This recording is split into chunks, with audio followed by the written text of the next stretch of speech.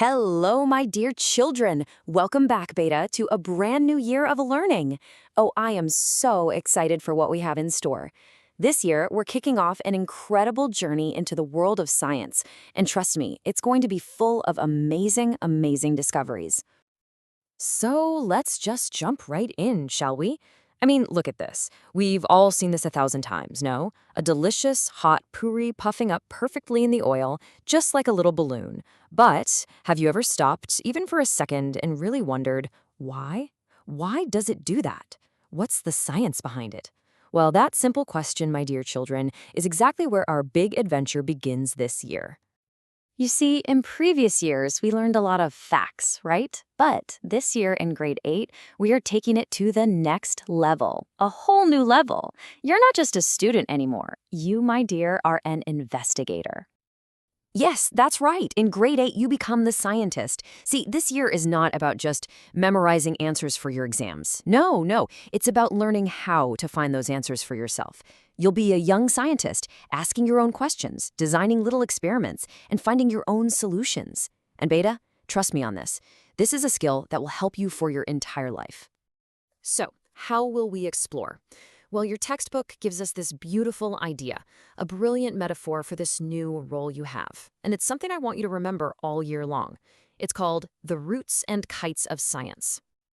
Now, what does this mean, roots and kites? It's a beautiful balance, you see. The roots, they keep us grounded in what's real, in careful, honest observation of what's actually happening around us.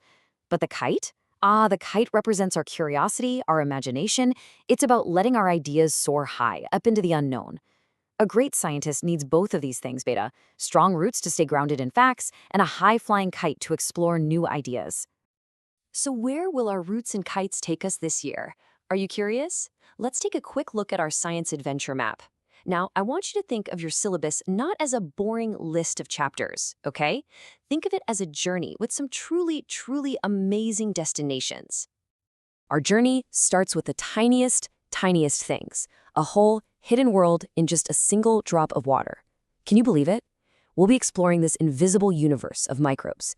We'll discover how some of them are actually our friends, our allies, while others, well, they can make us sick. And we'll learn how our own bodies put up an incredible fight against them. And from that tiny world, we'll investigate something we use every single second of every single day, electricity.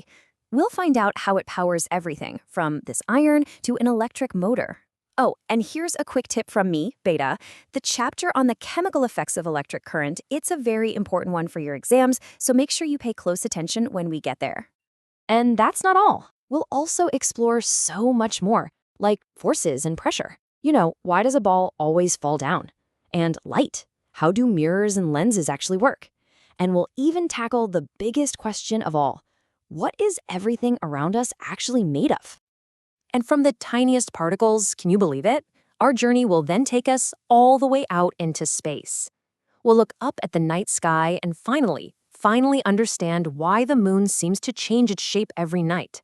We'll learn all about its beautiful phases and how people for thousands of years have used them to make calendars. And for our final stop, we come right back home to our beautiful planet Earth. We'll explore these amazing, complex ecosystems and discover this delicate, intricate web that connects every single living thing, from the smallest little insect to the tallest, biggest tree. All right, so we've talked a lot about being an investigator. It sounds very serious, no? But now, let's actually put it into practice. Let's go back to our first mystery. Let's solve the case of the Puffy Puri. So, how would a scientist do it? Well, it's all about thinking step by step. First, you ask questions. What could make the Puri puff up more or less? Is it the thickness of the dough? The temperature of the oil? Then, and this is the most important part, you control things. You change only one thing at a time. Maybe you make one puri thick and one thin, but keep the oil temperature the same. See? After that, you just observe carefully. Does it puff? How long does it take? And finally, you note down what you find.